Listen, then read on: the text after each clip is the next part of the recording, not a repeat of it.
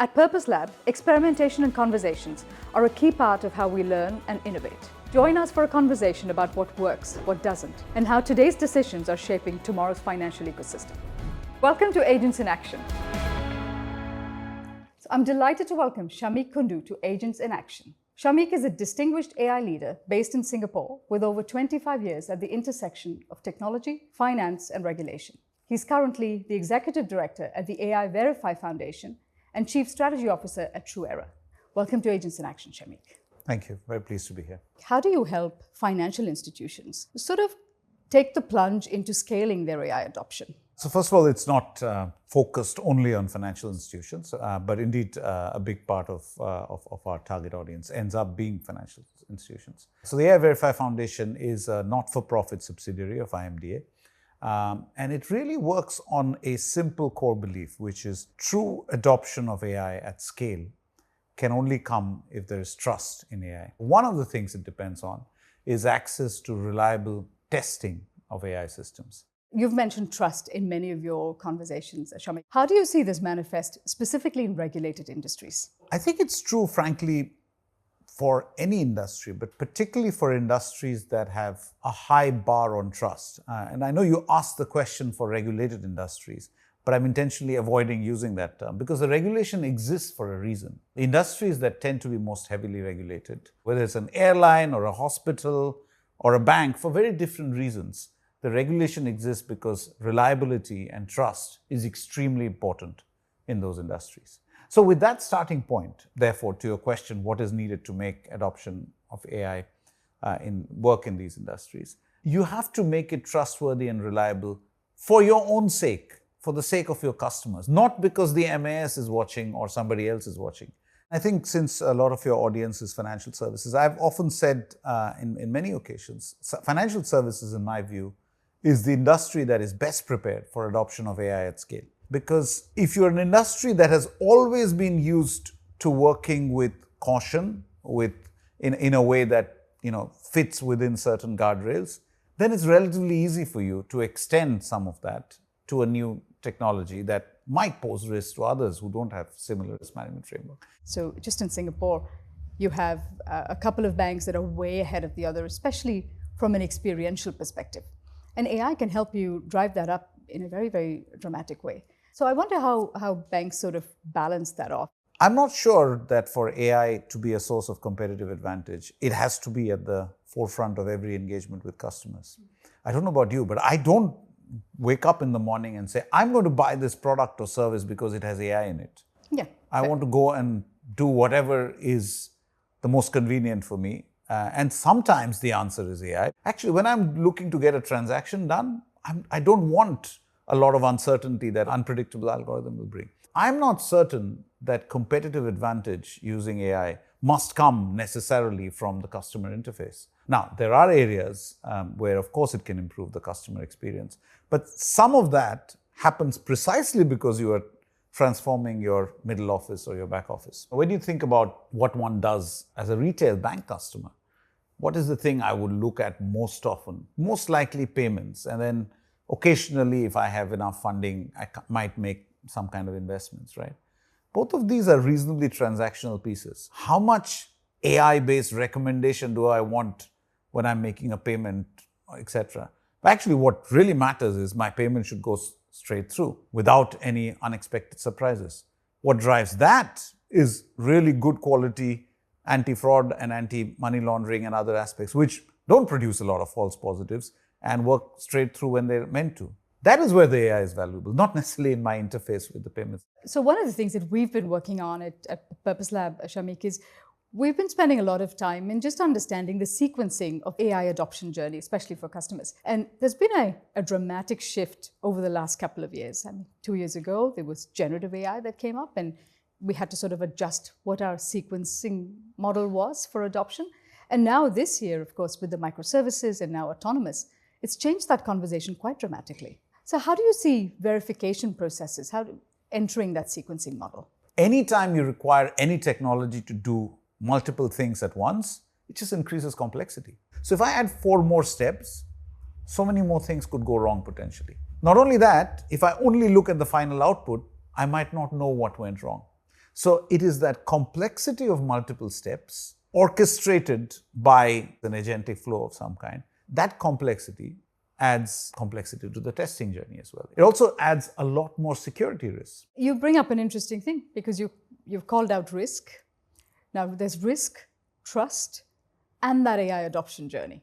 Do you think the institutions worry about falling behind competitively? My view is that yes, some organizations do move faster than others, and yes, the others might have good reason to be worried. The challenge I have seen, not just in banks, but in large organizations that are trying to adopt AI of any kind, is often the weight and inertia of their internal governance processes.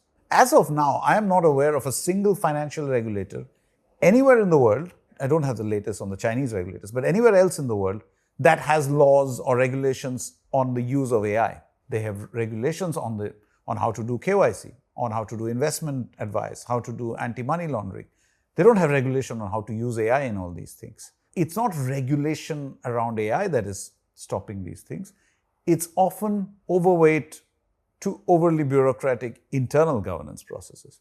Now, the tendency of larger organizations to have overly bureaucratic processes, indeed, that can be a problem because more is expected of them. Because of their size and complexity, they have multiple layers. Often it comes from not enough clarity on that connection between risks and tests I can do to address those risks and executing that. And when you're not clear about that, you throw a whole bunch of stuff at it. Clarity comes from knowing what is the risk, how do I go about addressing it, therefore what level of testing and mitigating control is adequate. That's the work that we try and do. Where does the toolkit extend to and what industries does it extend to? At this point, it's not industry specific. So we have two sets of toolkits. There's stuff for traditional machine learning models. That's relatively common and that's in the areas of explainability, fairness, and robustness testing.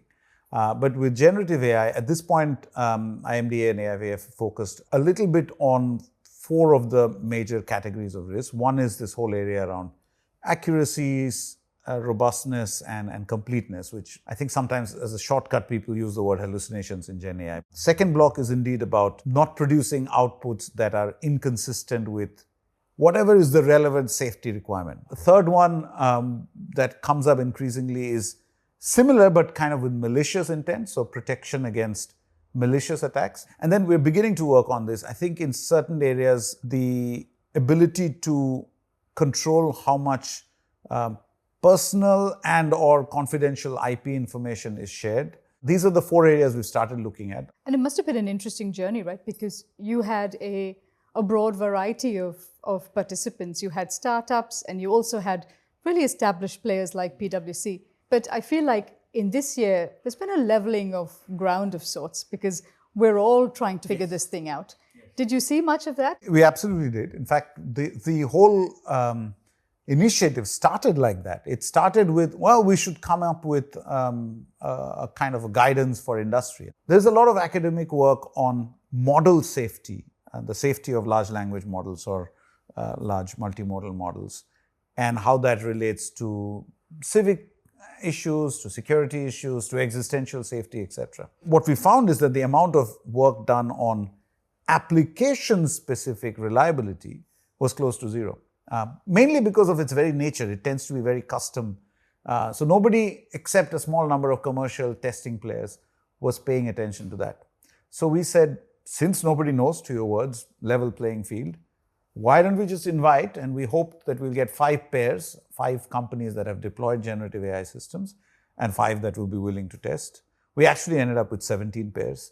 And yeah, everybody who joined came in with a motivation of, we don't know the answer to this. This is the opportunity to share initially, and eventually to use the lessons learned from this to maybe shape some kind of soft standards. And that was the idea. So it certainly came from a place of shared sense of no one knows the answer. Let's get together to work this out. So yeah, I think it was very good to see the openness amongst all these participants to listen to each other and learn from each other. I think it's a brilliant forum, and you've kind of led with curiosity and experimentation, which kind of brings me to the pilots. From your perspective, after having gone through the journey of interacting with different kinds of startups and the established players and building out these toolkits, do you think the verification process helps companies sort of scale their adoption, moving from pilot to scale? If you're picking a set of technologies that is completely new and nobody knows the answer, the fact that you try out a lot of things and don't necessarily continue at this stage is not necessarily bad.